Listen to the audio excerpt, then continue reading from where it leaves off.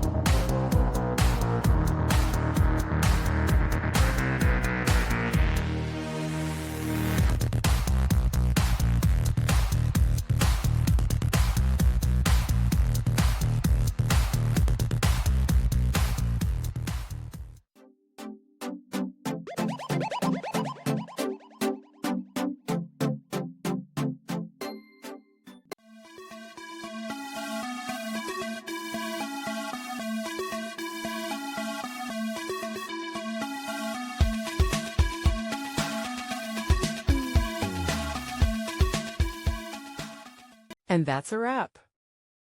I hope you found the answer you were looking for. If you did, take a second to hit that subscribe button. It really helps out. And let me know in the comments which solution worked best for you. See you next time in the debug zone.